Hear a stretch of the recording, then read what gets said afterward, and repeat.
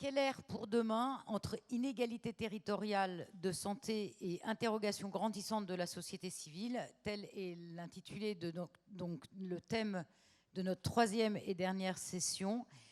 Je vous demande de bien vouloir excuser Corinne Lepage qui a été appelée au dernier moment au tribunal, sachant qu'elle est avocate aujourd'hui, bien qu'ancienne ministre, et Séverine Degen qui a eu un problème personnel et qui n'a pas pu se joindre à nous.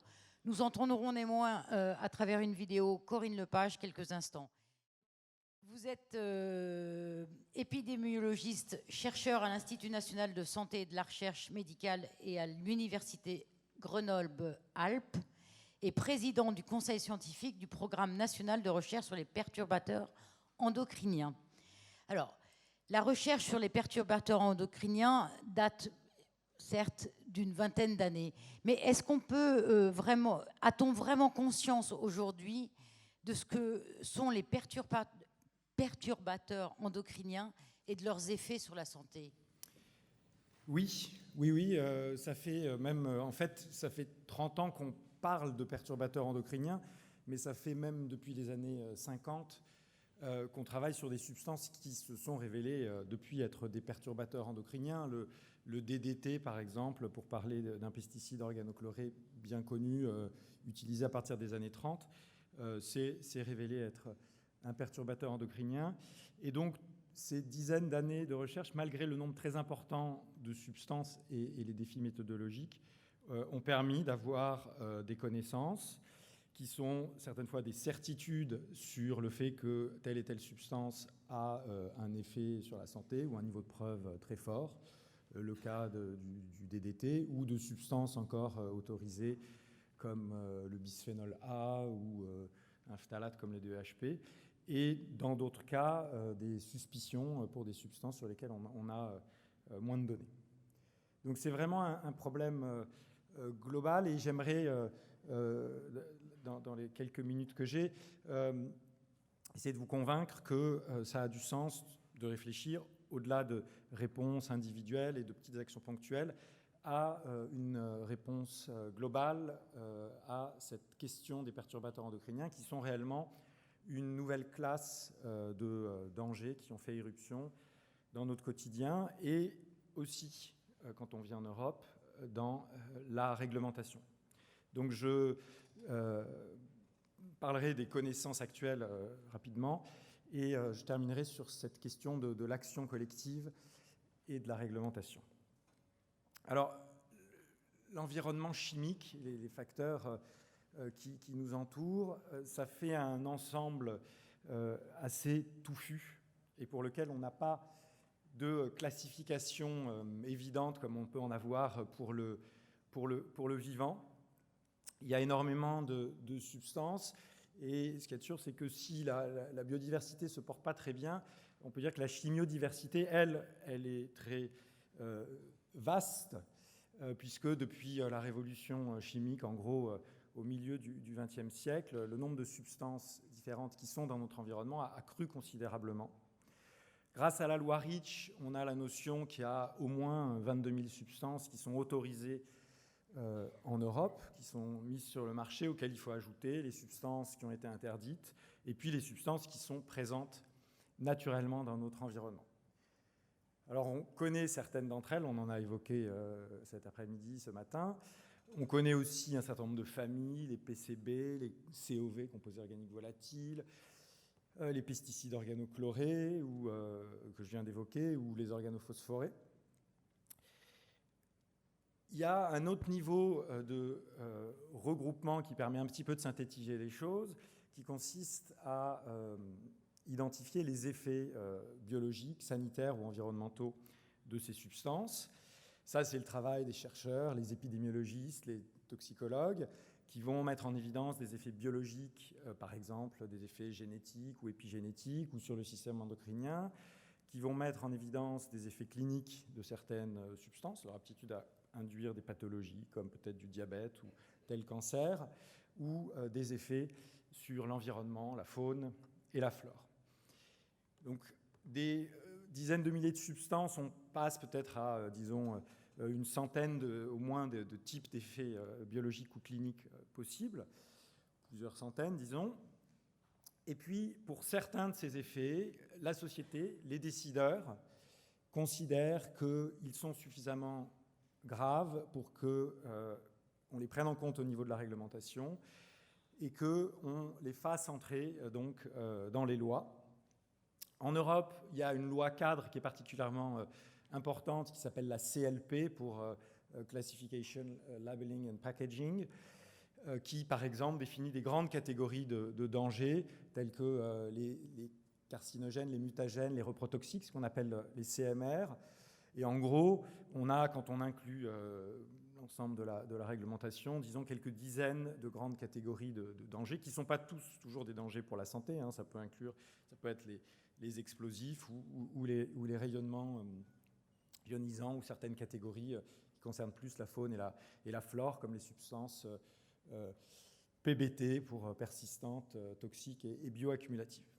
Et puis, depuis quelques années, la catégorie de danger de perturbations endocriniennes a fait son apparition, pas du tout dans tous les pays du monde, mais très clairement depuis 1999, d'abord timidement et puis de manière beaucoup plus claire à partir, disons, de 2009, dans la réglementation française et la réglementation européenne.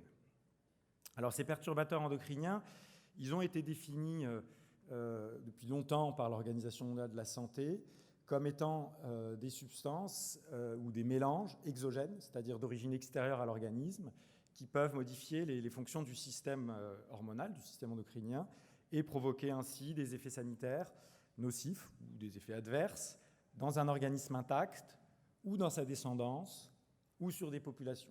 Et le terme de population est là pour inclure des effets qui, au niveau individuel, ne sont pas forcément adverses, mais qui peuvent l'être au niveau de la population, comme c'est le cas si, par exemple, le sexe ratio d'une population se modifie complètement et qu'on n'a plus que des mâles ou des femelles. Alors, cette définition, elle est un petit peu complexe et assez spécifique parce qu'elle inclut à la fois une composante mécanistique, attaquer le système endocrinien, et une composante sanitaire, créer un effet adverse. Pour d'autres dangers qui sont bien définis et pris en compte dans la réglementation, on a soit la composante mécanistique, par exemple un mutagène, c'est une substance qui va créer des mutations et donc interagir avec l'ADN, soit la notion sanitaire, mais sans faire référence au mécanisme. Par exemple, un cancérigène, c'est simplement une substance qui peut augmenter le risque de cancer, sans qu'on précise comment on y arrive. Donc ça, ce double aspect mécanistique et sanitaire pose un petit peu de difficulté au niveau de l'identification des perturbateurs endocriniens, mais il n'y a rien d'insurmontable ici. Et quand on parle d'effets sanitaires, pour y réfléchir, il faut avoir à l'esprit les fonctions et le rôle de ce système endocrinien. Le système endocrinien, c'est un autre grand système de communication de notre organisme qui est en dialogue avec l'environnement extérieur, avec aussi les deux autres grands systèmes qui dialoguent avec notre environnement, que sont le système immunitaire et le système nerveux. Si bien qu'une substance qui va réussir à perturber le système endocrinien pourrait avoir aussi des effets sur le système immunitaire et le système nerveux. Par exemple, augmenter notre sensibilité à des agents infectieux ou entraîner des troubles du neurodéveloppement ou du comportement. Ce système endocrinien, il est en charge de tous les grands équilibres dans notre organisme, par exemple le maintien de notre température, la fonction cardiaque, ça c'est ce que fait notre hormone thyroïdienne. On a évoqué ces effets dans les débats sur le lévothyrox. Sans lévothyrox, beaucoup de personnes auraient un risque fortement accru de pathologie cardiaque. Ce système endocrinien, il est aussi en charge de beaucoup de fonctions métaboliques.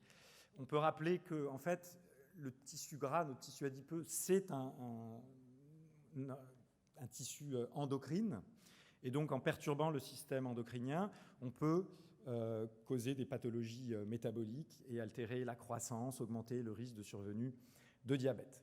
Et ce système, il n'a pas du tout le même rôle aux différents âges de la vie. J'ai évoqué le rôle de l'hormone thyroïdienne à l'âge adulte sur la fonction cardiaque, le maintien de la température de l'organisme. Mais pendant la vie fœtale, cette hormone thyroïdienne maternelle, elle va contrôler le développement du fœtus et en particulier de son cerveau. Et donc une perturbation des niveaux d'hormone thyroïdienne pendant la grossesse peut entraîner ce qu'on appelait avant le crétinisme, mais que heureusement on prévient grâce aux tests sur les niveaux d'hormones thyroïdiennes qu'on fait maintenant à la naissance, ou en tout cas entraîner des perturbations de la fonction cognitive et du développement du cerveau. Et puis on peut aussi imaginer des cancers, dans le cas notamment de tissus dans lesquels des cancers hormonaux dépendants peuvent survenir. Il faut aussi être conscient du fait que les hormones fonctionnent à des niveaux très faibles, de l'ordre de la partie par million ou partie par milliard, avec des relations qui ne sont pas du tout monotones, c'est-à-dire que le niveau optimal de l'hormone, c'est plutôt ni trop ni trop peu, ce qui fait que là encore, on peut s'attendre, dans le cas de substances qui perturberaient le système endocrinien, à des effets qu'on qualifie de non monotones, c'est-à-dire des effets en U ou en U inversé. En tout cas, ce n'est pas forcément général, mais c'est tout à fait plausible. Au niveau moléculaire, le mécanisme de la perturbation endocrinienne, il peut passer notamment par des interactions avec ce qu'on appelle les récepteurs nucléaires, qui sont des protéines qui se trouvent à la surface des noyaux des cellules, qui sont là normalement pour reconnaître les hormones, peut-être l'œstrogène, peut-être l'hormone thyroïdienne, peut-être la testostérone, sauf que certaines substances chimiques ont une conformation tridimensionnelle qui ressemble en partie à la zone de l'hormone qui est reconnue par le récepteur, si bien que cette substance exogène peut être reconnue comme une hormone et se lier au récepteur nucléaire. Et dans ce cas-là, soit la cellule va croire qu'il y a l'hormone alors qu'elle n'est pas là, c'est juste le leurre hormonal ou le perturbateur endocrinien. Soit les récepteurs nucléaires vont être en quelque sorte saturés et la cellule ne va pas être capable de répondre au message que l'hormone essaye de transmettre. Donc on peut avoir des effets soit agonistes, soit antagonistes, similaires à ceux de l'hormone ou opposés à ceux de l'hormone. Donc en quelque sorte, il s'agit d'un piratage de notre messagerie hormonale qui est possible parce qu'on a 48 familles de récepteurs nucléaires, parce qu'il y a d'autres mécanismes que celui de la perturbation via ces récepteurs nucléaires, et parce qu'il y a, comme je l'ai évoqué, beaucoup de substances dans notre environnement dont certaines sont capables d'interagir avec ce système hormonal. Quand on cherche des perturbateurs endocriniens, on se rend compte qu'ils sont présents dans l'organisme des populations les plus sensibles. Ici, un exemple parmi d'autres, c'est celui de l'étude européenne sur l'exposome ELIX, sur laquelle on a travaillé dans 6 pays d'Europe et dans lesquels, sur environ les 3/4 de la population des femmes enceintes ou des enfants, on retrouve la majorité des perturbateurs endocriniens. Là, c'est les perturbateurs endocriniens non persistants, je ne vais pas rentrer dans les détails, des phtalates, des bisphénols, du triclosan, qu'on cherchait. Alors, c'est des niveaux qui sont faibles en valeur absolue, mais comme je l'ai évoqué, les hormones fonctionnent aussi à des niveaux très faibles. On sait aussi que les tests qui cherchent à identifier des doses sans risque pour ces substances ne sont pas particulièrement sensibles. Et si vous voulez les rendre plus sensibles, il faudrait sacrifier un nombre absolument colossal d'animaux de laboratoire. On sait aussi qu'il n'y a pas de raison d'exclure que ces substances ne fonctionnent pas selon une logique d'effet cumulé, ce qui fait que beaucoup de substances à des doses relativement faibles, ça peut être équivalent à une seule substance, à une dose relativement élevée. Donc tout ça peut avoir un effet sur la santé.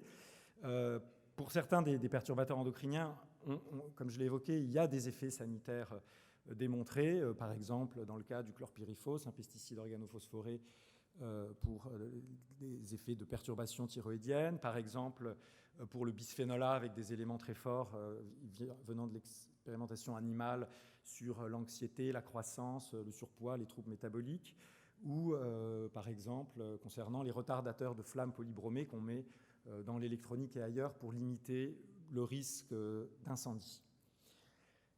C'est pas facile de faire l'impact sanitaire global, de traduire tout ça en un nombre de cas, mais il y a un premier exercice en ce sens qui a été réalisé par des collègues à l'université de New York, et l'estimation, c'est qu'en Europe, le coût sanitaire direct et indirect lié à l'exposition aux perturbateurs endocriniens est de l'ordre de 100 à 200 milliards d'euros chaque année.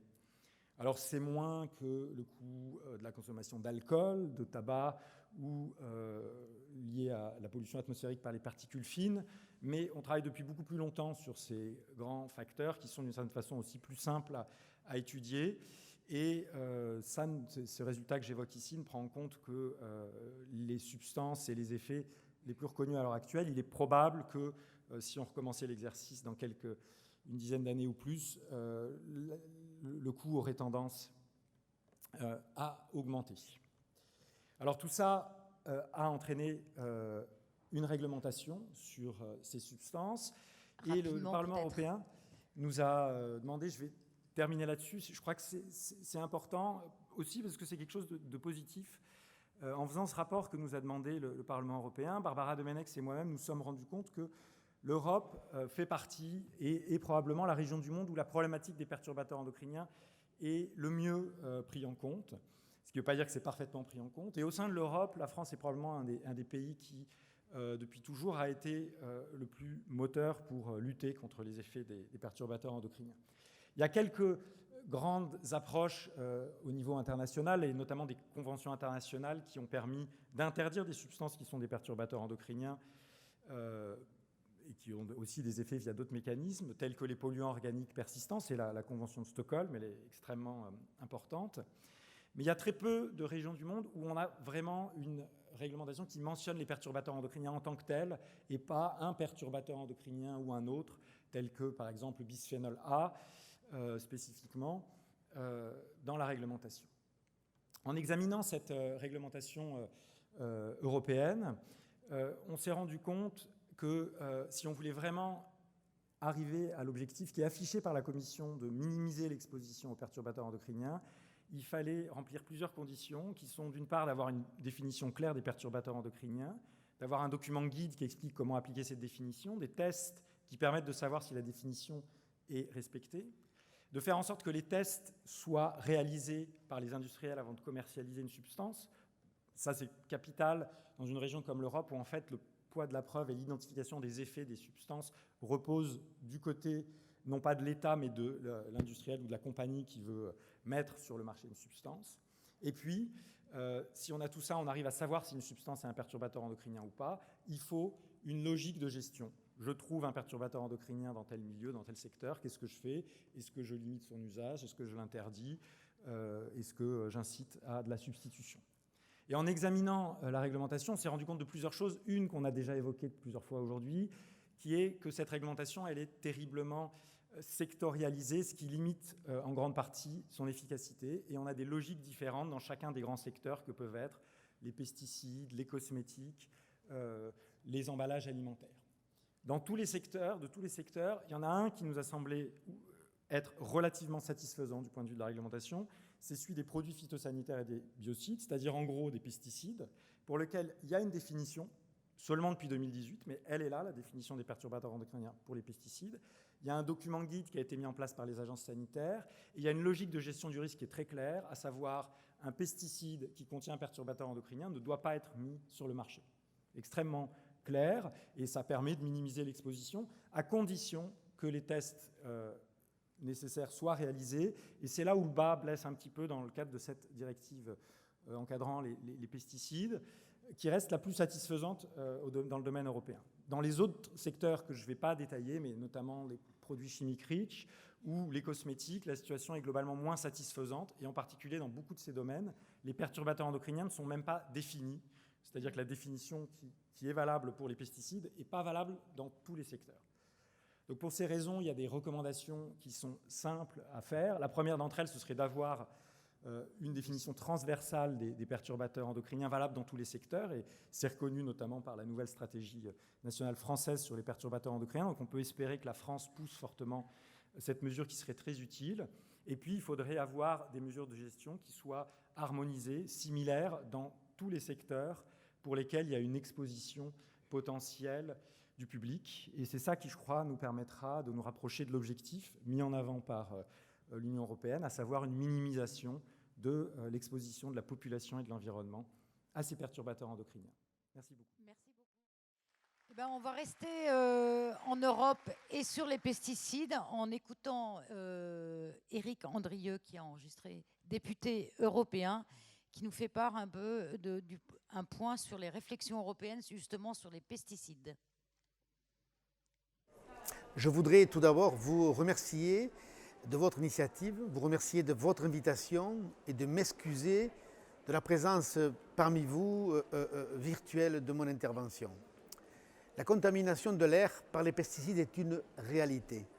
Je profite d'ailleurs de cet échange avec vous pour vous confier que je suis en faveur d'une harmonisation européenne des pratiques d'exploitation des données collectées sur le sujet afin de dresser un bilan de la pollution de l'air par les pesticides.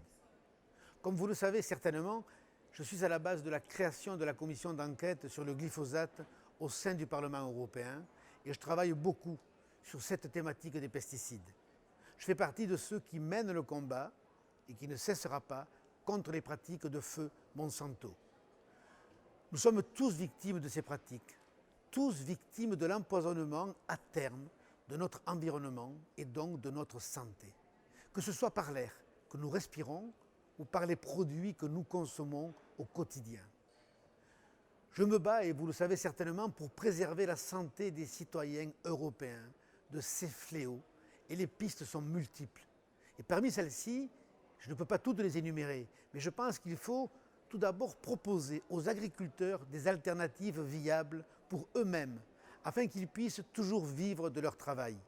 Il faut aussi les soutenir et faire en sorte qu'ils ne deviennent pas otages de multinationales qui ne leur permettent plus de choisir des alternatives. Je pense beaucoup à eux, car trop souvent on les décrit, alors qu'ils en sont souvent les premières victimes. D'autre part, il faut restaurer la confiance du consommateur européen, qu'il puisse se nourrir sans devoir s'inquiéter de la qualité des produits consommés et ne pas ingérer à son insu des produits potentiellement cancérigènes, comme le glyphosate ou les perturbateurs endocriniens, pour ne citer que cela. Certains me diront peut-être que pour le glyphosate, le bisphénol, les phtalates, les composés perfluorés et j'en passe, nous ne sommes pas à 100% sûrs qu'ils soient cancérigènes.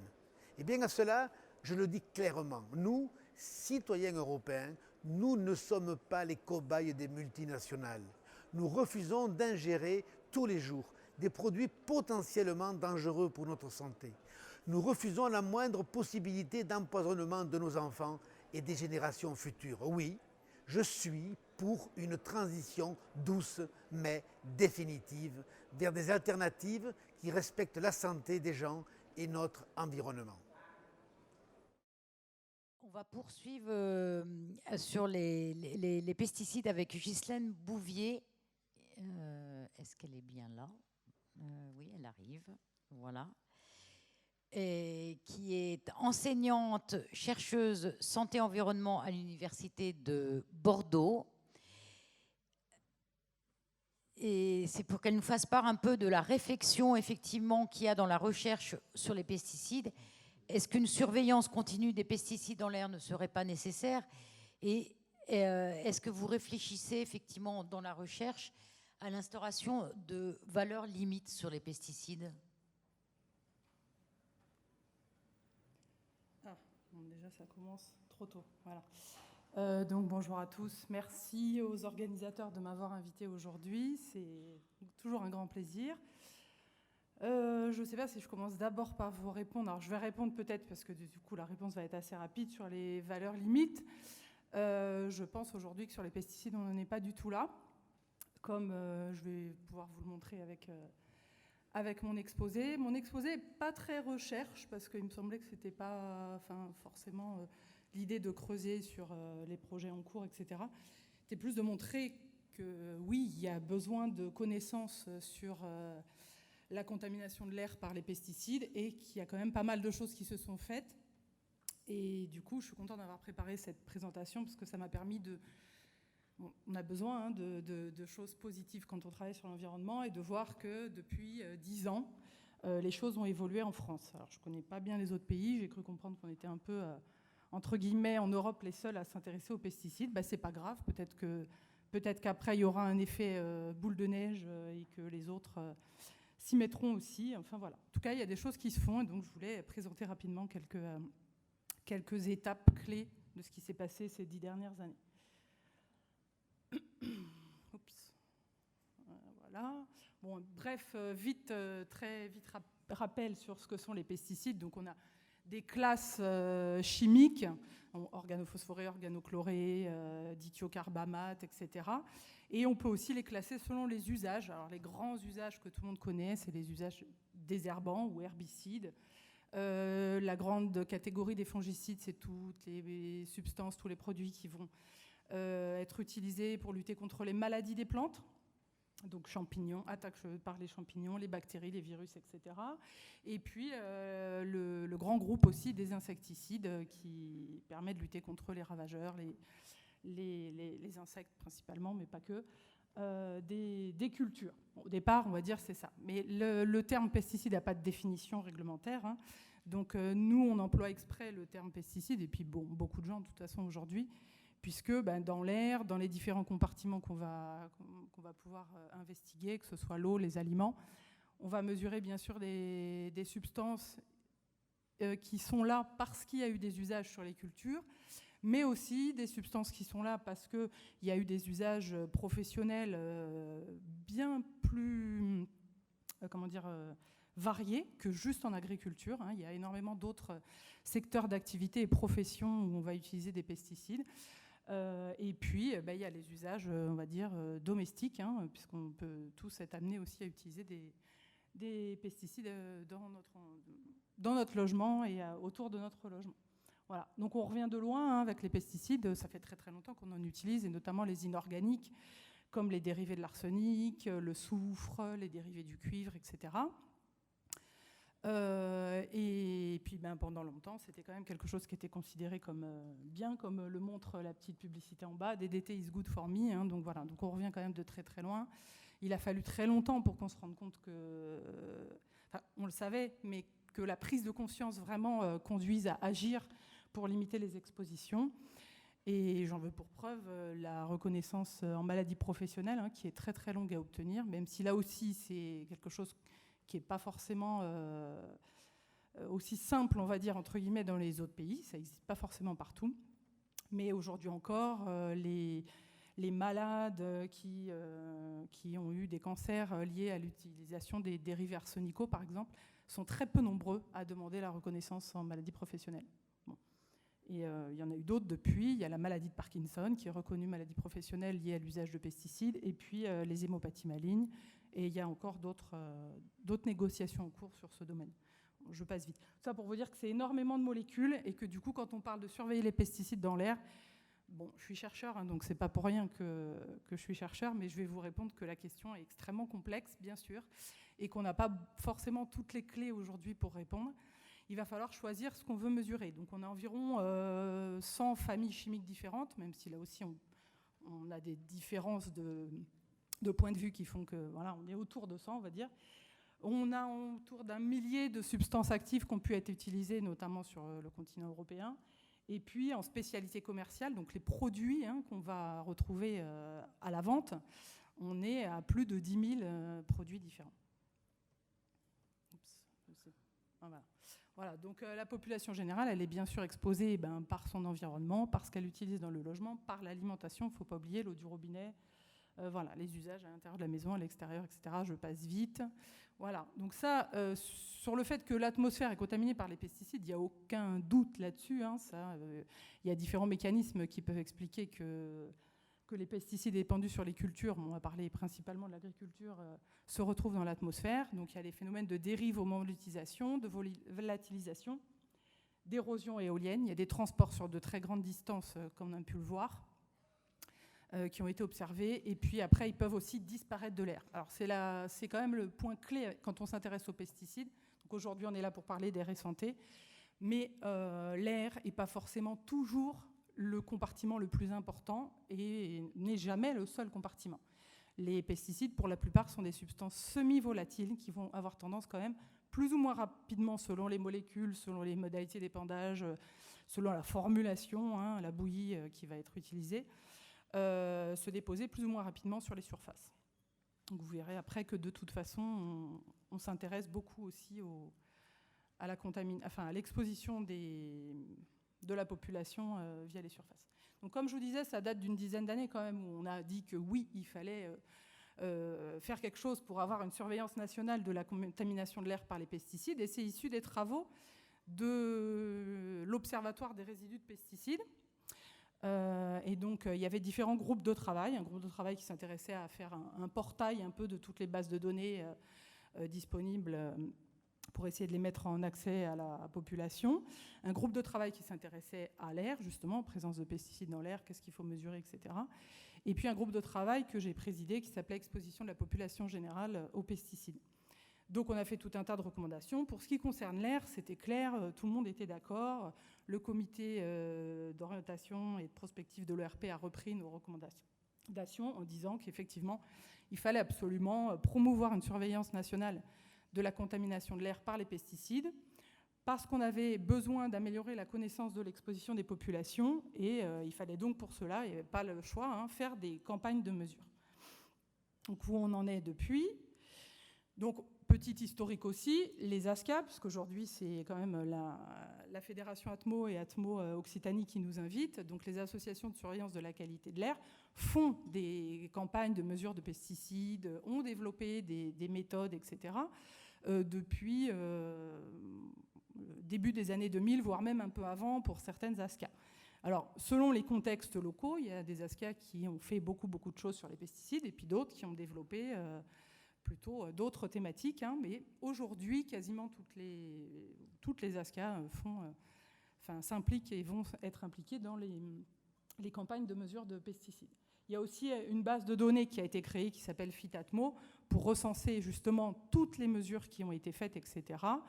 L'idée, c'est d'aider aussi à tout ce qui est suivi, hein, vigilance, phytopharmacovigilance qui est organisée par l'ANSES, donc suivi des concentrations entre guillemets anormales. Et puis définir justement comment on va surveiller les pesticides dans l'air ambiant au niveau national. Et puis évidemment, pouvoir avoir une base de données un petit peu nationale.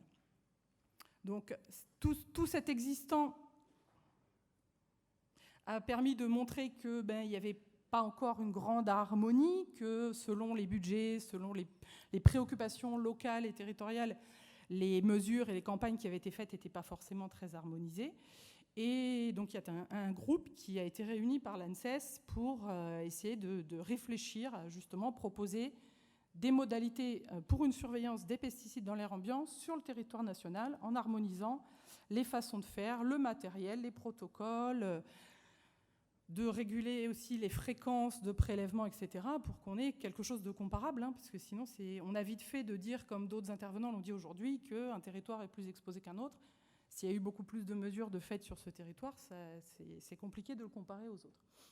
Donc là, je vais passer très vite. Donc ça, c'était les objectifs du rapport. Donc on a déjà vu, hein, l'idée c'était de vraiment définir les modalités d'une surveillance nationale.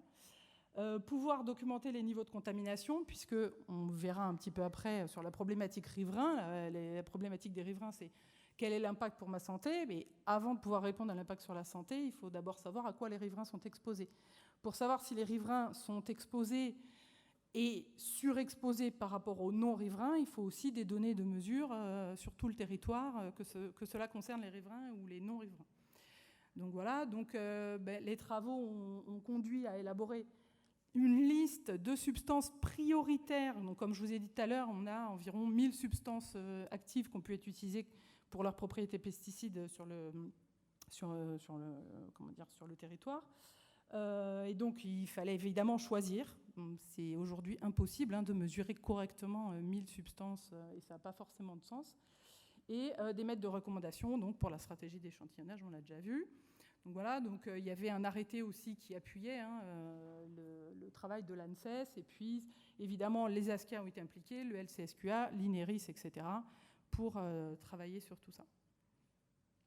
Donc je vous donnerai pas, je vais vous épargner la liste des substances, puisqu'évidemment il y a eu les substances hautement prioritaires qu'il fallait absolument suivre, les substances prioritaires, celles pour lesquelles on avait déjà suffisamment de données, vu toutes les campagnes qui avaient déjà été faites par les ASCA, d'autres pour lesquelles on n'avait pas assez de données, où justement on manque de données pour voir si on les retrouve dans le compartiment aérien. Toujours est-il que sur les 1316 qui ont pu être un jour utilisés en agriculture en Europe, il y en avait 420 qui avaient été retenus comme pouvant contaminer le compartiment aérien, et qu'au final on est tombé... Voilà. On est tombé à un peu moins d'une cinquantaine de substances à surveiller, et avec des listes spécifiques pour chaque département ou région d'outre-mer, selon les contextes locaux. Et ce qui a été souligné, et ce qui est important, puisque c'est la diapo d'après qui est pour moi très importante à retenir, et notamment pour les élus, les décideurs, etc., c'est aujourd'hui, on ne peut pas renseigner la variabilité géographique du fait de la disparité de ce qui a été fait depuis les années 2000 sur les différents territoires. On ne peut pas renseigner la variabilité géographique, on ne peut pas savoir où il faut se mettre et à quel moment, à quelle distance les niveaux deviennent, on va dire, le bruit de fond, etc. On manque vraiment beaucoup de points de mesure. Et puis sur le niveau temporel, ça, on en est sûr, il y a une grande variabilité temporelle qui fait qu'il faut absolument avoir des mesures répétées sur toute l'année. Excusez-moi, je peux vous demander oui, de... Pardon. Oui, rapidement, parce que... Voilà. Sinon... Et donc, du coup... une campagne exploratoire a été lancée, qui a débuté mi-2018, qui a été finie mi-2019. Et on attend évidemment avec grande impatience les informations, les résultats, on va dire, de cette campagne exploratoire. Alors les résultats chiffrés, bien sûr, mais surtout tous les enseignements qui vont en être tirés pour arriver à avancer sur la surveillance nationale. Alors bon, ce que j'ai résumé ici, les points importants, la saisonnalité, ça c'est super important quand on parle de pesticides. Je vous invite à regarder les rapports publiés par les différentes ASCA qui ont fait des mesures encore en 2018. Les niveaux moyens, ça c'est important, pour le bruit de fond, pour les expositions chroniques. Donc moyen c'est quoi? C'est hebdomadaire, mensuel, annuel, par période, c'est-à-dire par trimestre ou selon la période d'épandage, hors épandage, etc. Donc c'est important d'avoir plein de données, on va dire, un peu différentes pour les questionnements différents qu'il y aura derrière, mais aussi les pics. Et là j'insiste, si on s'intéresse après aux effets sur la santé, ça va être comme pour la pollution atmosphérique, les oxydes d'azote, dioxyde de soufre, etc. Il faudra aussi des mesures de pics journaliers, voire horaires. Et j'insiste là-dessus, puisque les mesures de pesticides coûtent extrêmement cher. Donc la tentation est grande de vouloir faire des mesures moyennées, hebdomadaires. On sait très bien que si on veut voir des effets aigus, on ne les verra pas en moyennant, en lissant sur une semaine. On l'a vu, nous, en Gironde, en contexte viticole, on peut avoir des niveaux de 30 nanogrammes par mètre cube de fongicides, et on sait pertinemment que le jour de l'épandage ou le lendemain, on peut monter à 500 nanogrammes par mètre cube. Et quand je vois que là, les niveaux moyens en 2018, ils étaient de 172 nanogrammes par mètre cube par semaine, ça veut dire que je pense qu'il y a des jours où on a dépassé les 1000 nanogrammes, c'est-à-dire le microgramme par mètre cube. On n'a pas de notion aujourd'hui de est-ce que cette quantité dans l'air a un impact, mais si on veut étudier des impacts, et notamment les impacts aigus sur la morbidité respiratoire, etc., il faudra absolument aussi des mesures de pic. Alors évidemment, pas à discuter sur la fréquence, etc. Évidemment, zone urbaine, périurbaine, rurale habitée, rurale non habitée, et l'importance du cas par cas, malheureusement. Les listes SOC nationales, c'est bien, mais on sacrifie à chaque fois des particularités liées aux contextes culturaux divers et variés, viticulture, arbo, etc., maraîchage, grande culture, qui font qu'il faut peut-être réfléchir à compléter par des listes locales. Voilà. Donc ça, c'était juste pour illustrer le lancement de la campagne nationale. Quant aux riverains, on se pose plein de questions, on en a déjà beaucoup parlé aujourd'hui, donc je passe. Il y a eu des alertes locales. On a globalement peu d'études au niveau épidémiologique, donc effets sur la santé des populations, qui se sont intéressés à tout un tas d'effets de santé divers et variés, cancer de l'enfant, troubles du spectre autistique, croissance fœtale, malformation congénitale, etc., développement de l'enfant. Les résultats, du coup, vu que les études sont très peu variées, que les contextes sont très différents, et que la façon d'estimer l'exposition aux pesticides des riverains a été très variable selon les études, on peut difficilement conclure aujourd'hui. Voilà, donc c'était juste pour vous dire qu'en parallèle aux efforts qui sont faits sur la mesure de la contamination de l'air et la problématique, on va dire, population générale. Il y a aussi la problématique riverain qui va être, qui est prise en compte justement par le lancement de l'étude Pestirive. Donc l'étude Pestirive est pilotée par Santé publique France et l'ANSES. L'étude pilote commence là à l'automne et avec une déclinaison après en grande ampleur nationale l'année prochaine. Et le choix a été fait de commencer par un contexte agricole particulier, puisqu'en fait on s'est vite aperçu qu'on n'allait pas pouvoir être suffisamment exhaustif pour tous les contextes. Et donc l'étude commence avec le contexte viticole, mais national, je précise, c'est vraiment une étude nationale. D'accord. Voilà, je vous remercie. Merci beaucoup. J'invite tout de suite Francine Marano, professeure émérite de biologie cellulaire et de toxicologie à l'Université de Paris-Bordeaux et membre du Haut Conseil de santé publique. Paris Diderot, pardon, excusez-moi. Et membre du Haut Conseil de santé publique. On parle beaucoup, quand on parle de qualité de l'air extérieur, de particules fines, mais ne néglige-t-on pas aussi les particules ultra fines? On en a très peu parlé de ça. Oui, c'est vrai, on en a très peu parlé. D'abord, je remercie les organisateurs de m'avoir invitée. Je suis la dernière de cette session à parler. On m'a dit qu'il fallait aller vraiment très vite, tenir en 10 très minutes. Vite. Alors, oui. Je vais essayer d'aller très vite. Je suis plutôt de nature bavarde, donc je vais essayer de ne pas l'être trop. Bon, effectivement, c'est une question qu'on n'a pas abordée et pourtant, elle va devenir très importante en ce qui concerne les mesures de qualité de l'air dans un avenir proche, parce qu'il va falloir voir dans quelle mesure on réglemente ces particules ultra-fines, chose qui n'est pas encore faite actuellement et qui est fortement demandée. Mais avant donc de savoir pourquoi il faut réglementer, et en particulier à travers l'étude qui vient de sortir au mois de juillet, l'étude de l'ANSES sur la question des particules, où on dit qu'il faut absolument réglementer ces particules ultrafines. Il faut savoir de quoi on parle. Alors donc, particules ultrafines ou PUF, PUF, en fait, ce sont des nanoparticules. Vous avez tous entendu parler des nanoparticules. Pourquoi ? C'est parce que ces particules ultrafines répondent à la définition que l'Union européenne a donnée des nanoparticules. Ce sont des particules dont la taille moyenne est égale ou inférieure à 100 nanomètres. En sachant que ce qu'on mesure actuellement, ce sont les PM10 et les PM2,5. Alors, ces particules ultrafines, en fait, ça fait bien longtemps qu'on les connaît malgré tout, parce que ce sont les éléments constitutifs des processus de combustion, trafic, en particulier les particules diesel, chauffage, incendie. Et donc, dans l'image que vous voyez, qui est une image de microscopie électronique à balayage en dessous, vous avez un chapelet de nanoparticules, de particules ultrafines, qui sont émises par le trafic. Ça vient de mesures faites à Paris. Et donc, chacune de ces particules s'associe aux autres pour former ce chapelet.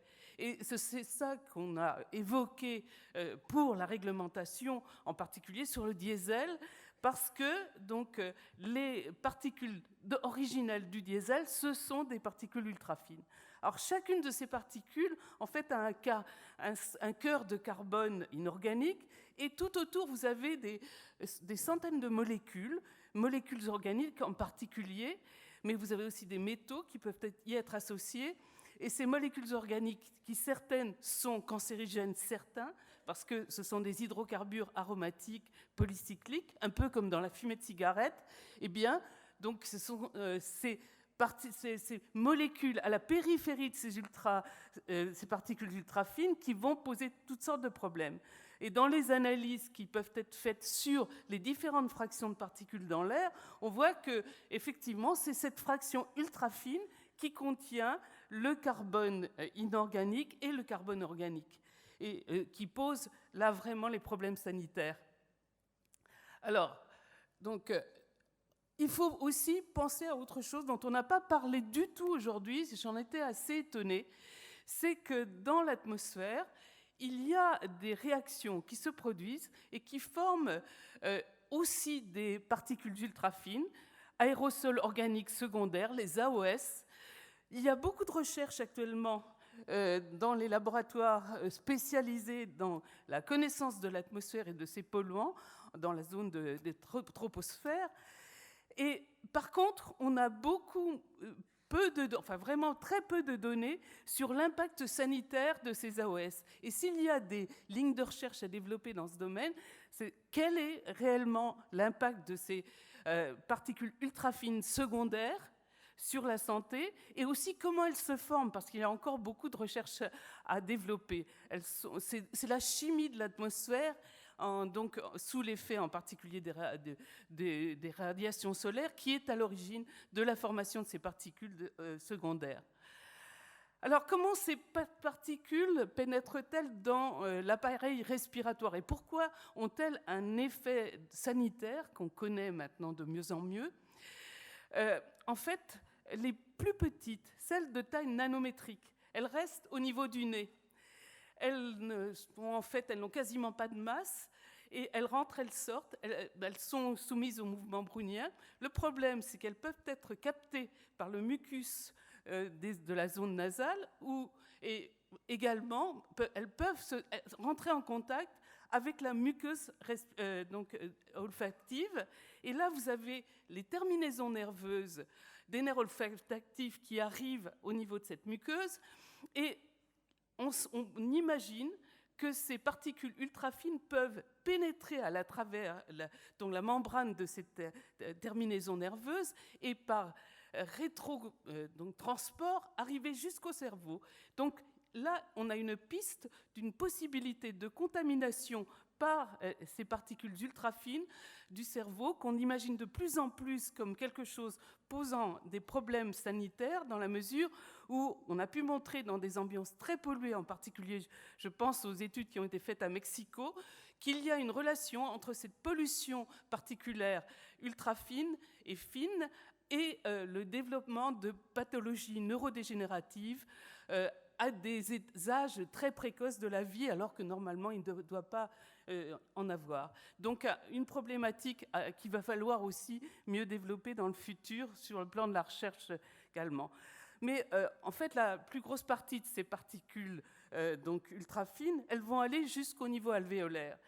Et alors là, en fait, dans l'appareil respiratoire, puisqu'elles se déposent un peu à tous les niveaux, jusqu'au niveau alvéolaire, pourquoi est-ce qu'elles provoquent des effets sanitaires ? C'est qu'il y a des mécanismes de toxicité qu'on connaît de mieux en mieux, et en particulier un mécanisme qui donc semble être central dans les pathologies qui sont développées par ces particules, qui est le fait qu'elles provoquent ce qu'on appelle un stress oxydant, c'est-à-dire qu'elles génèrent dans les milieux biologiques des radicaux libres.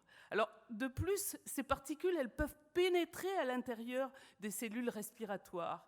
Et c'est pourquoi, en fait, quand on voit des poumons comme ceux qu'on a vus ce matin, ils sont tout noirs. Le poumon des fumeurs, il est tout noir. Pourquoi ? Parce qu'effectivement, ces particules carbonées, eh bien, elles persistent et elles vont avoir ces effets inflammatoires associés à l'existence de stress oxydant. Et en fait, nous pensons actuellement que cette mesure du stress oxydant pourrait être un critère utilisable dans le suivi donc, de ces particules. Alors, bon, il y a toute une série d'effets de santé qui sont maintenant bien connus, les effets au niveau donc, de l'appareil respiratoire, augmentation des pathologies asthmatiques, rhinite, et également bronchite chronique. Mais ce qui a été ensuite pu montrer, c'est le fait qu'il y a des effets cardiovasculaires, c'est aussi très, très clair, sans doute associés au processus inflammatoire, mais pas seulement, parce qu'on a aussi démontré que ces particules, elles étaient capables de passer les barrières biologiques. Je vous ai dit qu'elles pouvaient pénétrer à l'intérieur des cellules, donc elles traversent la barrière alvéolo-capillaire, elles peuvent se retrouver au niveau du sang, transportées dans les organes, vraisemblablement. Peut-être, ça n'est pas encore absolument certain, passer la barrière aussi au niveau du cerveau. Pour les femmes enceintes, la barrière placentaire. Et là, des publications plus récentes montrent qu'il y a des effets, ce que j'évoquais, sur les maladies neurodégénératives, mais aussi des effets sur la reproduction. et des effets sur les maladies métaboliques. Eh bien, donc ceci, c'est en fait cette fraction des particules, sans doute, est directement associée avec les résultats qui ont été présentés par Mathilde ce matin et qui ont été évoqués plusieurs fois dans la journée, c'est-à-dire le fait que la pollution atmosphérique, mais surtout particulière, a des effets sanitaires sur le nombre de mois de vie perdus. On a peu évoqué cette question, le nombre de mois de vie perdus, et donc les impacts, et effectivement aussi sur les morts prématurées, en plus des pathologies que j'ai évoquées. De sorte qu'il y a eu une saisine, donc, dès 2014 de l'ANSES, sur ces particules fines, ultra-fines, enfin les particules en général, mais entre autres sur ces particules fines et ultra-fines, leur composition, et les certitudes qu'on pouvait avoir à travers toutes les données bibliographiques qui ont été réunies sur donc leur impact sanitaire. Alors, en ce qui concerne effectivement les impacts sur les maladies respiratoires cardiovasculaires, c'est certain, toutes les publications qui ont été réanalysées et les publications récentes sont évidentes, ça conforte cela, mais en plus, il y a ces effets sur le développement du fœtus et les effets sur aussi le développement du cerveau et sur les capacités cognitives. Alors, ceci a conduit l'ANSES il y a très peu de temps, puisque c'est en juillet qu'on a pu avoir ce rapport, à préconiser des mesures dans l'air de ces particules ultra-fines, des SUI, c'est-à-dire de la fraction carbone inorganique, et de la fraction carbone organique également. Donc, ça va être le travail que vont devoir développer les ASCOA. Or, il se trouve que les mesures actuelles qui sont réalisées sur les particules, les PM10, PM2,5, ne sont pas franchement bien adaptées aux particules ultra-fines. Il faut plutôt plutôt que la masse, mesurer le nombre, la surface, et j'évoquais la mesure du potentiel oxydant. Et pour terminer, puisqu'on m'a demandé d'évoquer des pistes de recherche sur les impacts sanitaires, il est absolument nécessaire de continuer les recherches qui touchent au passage des barrières vers le cerveau, des effets sur les maladies neurodégénératives, voire sur les capacités cognitives de l'enfant et son développement cognitif, mais également les effets sur la grossesse et les données qui ont été acquises, entre autres, par le laboratoire de Rémi Slama sur les faibles poids à la naissance et sur des anomalies potentielles liées au développement de l'enfant. Merci beaucoup. Merci. En tout cas, vous nous avez fait comprendre qu'il fallait vraiment s'intéresser aux particules ultra fines. On va regarder Corinne Lepage s'exprimer, qui nous a accordé donc une vidéo.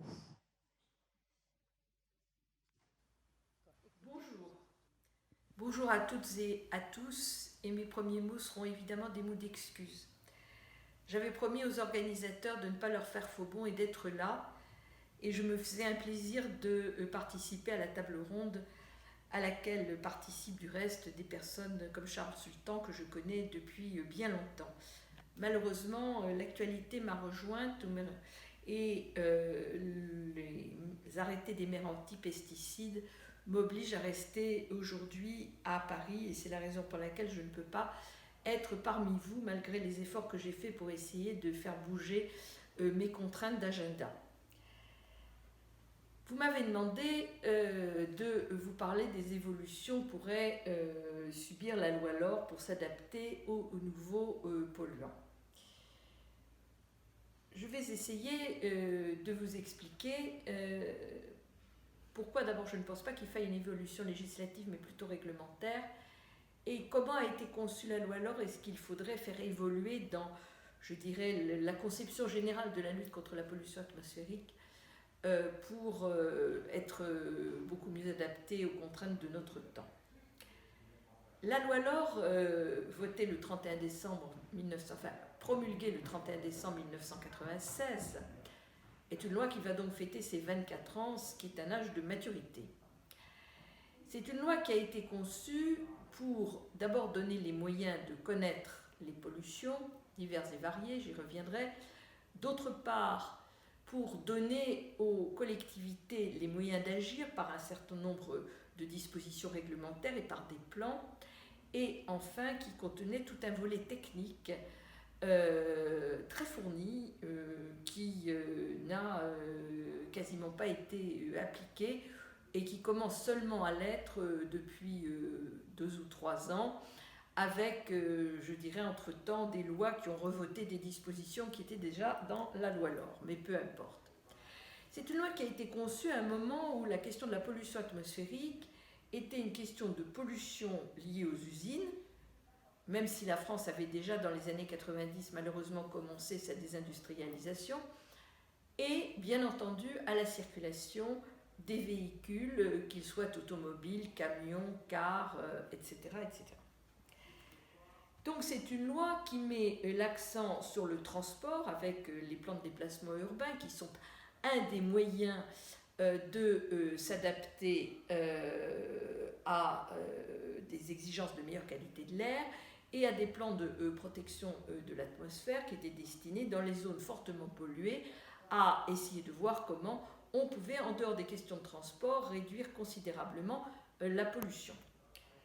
C'est donc pas une loi qui a été conçue, je dirais, pour s'adapter et lutter contre des pollutions qui existaient déjà dans les années 90, mais dont on n'avait pas du tout perçu l'importance, et surtout l'importance en tant que polluant atmosphérique. On voyait plutôt ces produits comme étant des polluants pour les sols et pour l'eau, beaucoup plus que pour l'air. Donc la loi elle-même ne fixe pas de polluants particuliers à suivre. Elle renvoie des décrets d'application le soin de suivre les NOx, l'ozone, les particules fines, etc. etc. Mais elle ne précise pas elle-même quels sont les produits à suivre. Pourquoi je disais tout à l'heure que la loi n'a pas nécessairement besoin d'être modifiée sur ce point? Tout simplement parce que les dispositions actuelles de l'article L220-2 visent tous les produits, agents chimiques, biologiques ou physiques ayant des conséquences préjudiciables de nature à mettre en danger la santé humaine, à nuire aux ressources biologiques et aux écosystèmes, à influer sur les changements climatiques, à détériorer les biens matériels ou à provoquer des nuisances olfactives excessives. Il est clair qu'un texte aussi général vise tous les produits. Par voie de conséquence, si, par extraordinaire, on décidait par exemple demain qu'il faut suivre de manière très précise la pollution atmosphérique liée à l'usage de tels néocotinoïdes ou de tels pesticides, glyphosate au hasard, eh bien, la loi le permettrait tout à fait.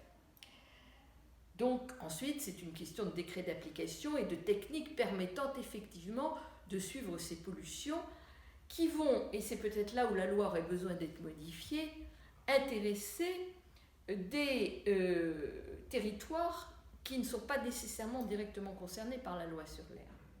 Alors, bien sûr, il y a les villes. Pour les villes, il y a déjà tous les organismes de surveillance qui existent, et je salue au passage celui de la région toulousaine, mais il y a également des outils, je le rappelais tout à l'heure, qui sont donnés aux collectivités.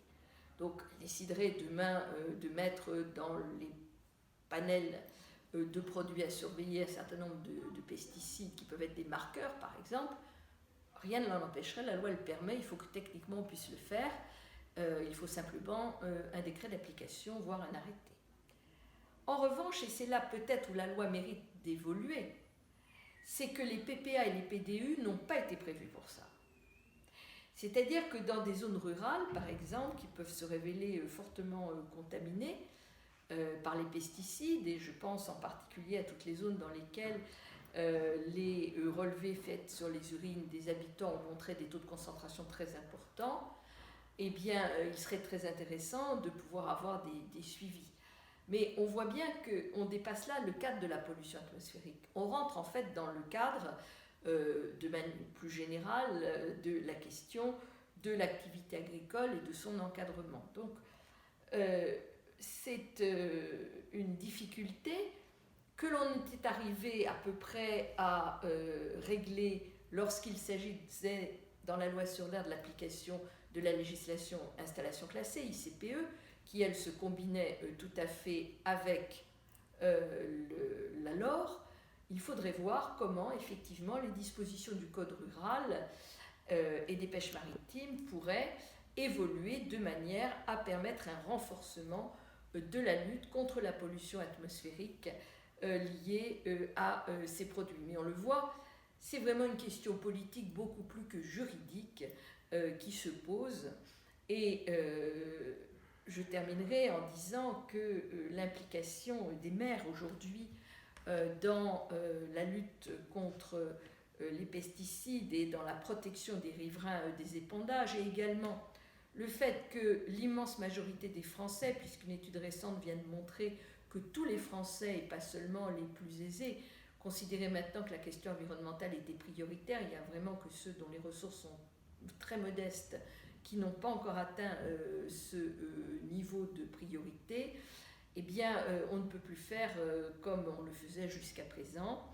Il y a un devoir de solidarité nationale à l'égard du monde agricole pour l'aider à changer de méthode, mais il y a un devoir pour le monde agricole de prendre en considération ce que lui demandent ses concitoyens, c'est-à-dire d'arrêter d'être empoisonnés par des produits dont la toxicité est de plus en plus avérée, même si nous savons que les comportements d'un certain nombre de grandes firmes agrochimiques auxquelles les agriculteurs sont totalement étrangers, et soyons tout à fait clairs, ont créé une forme de halo de doute sur une toxicité qui est à peu près établie aujourd'hui. Voilà ce que je pouvais vous dire avec mes regrets et en espérant que vous ayez une excellente table ronde. Merci.